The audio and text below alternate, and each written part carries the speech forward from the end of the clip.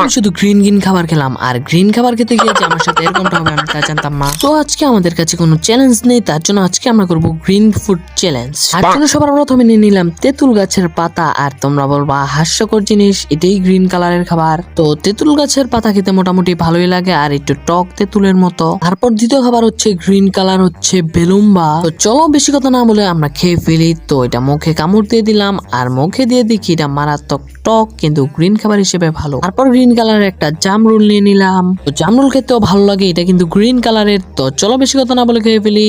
তোমরা কেউ আমার ভিডিওতে কমেন্ট করো না, আমি জানি না কেন হচ্ছে এটা আমার সাথে। তো তারপর মুখে দিয়ে দিলাম, আর এটা খেতে ভালোই লাগছে। আমাদের 3 নাম্বার খাবার খাওয়ান। 4 নাম্বারে আছে আমাদের সাথে মরিচ, আর মরিচ হচ্ছে গ্রিন কালারের। তো আমি যেন মরিচটা খেয়ে মাথা ঘুরিয়ে না পড়ে যাই। আমি এগুলো কি ফালতু কন্টেন্ট বানাই, নাই কন্টেন্ট। তো আমি মনে হয় বেশি বটর বটর করে ফেলছি। তো চলো খাওয়া যাক। তো মুখে দেওয়ার পর দেখি মারাত্মক ঝাল লাগতেছে। আমাদের 4 নাম্বার খাবার কমপ্লিট। আমরা 5 নাম্বার খাবার হিসেবে অরবরই নিয়ে নিলাম গ্রিন কালারের, আর অরবরিটা অনেক টক। মুখে দিয়ে আমাদের শেষ খাবার কমপ্লিট করলাম। আজকের মতো ভিডিওটি এতটুকুই। দেখা বেশি করে নতুন কোনো ব্লগে। বাই। চ্যালেঞ্জ দিয়ে যেও।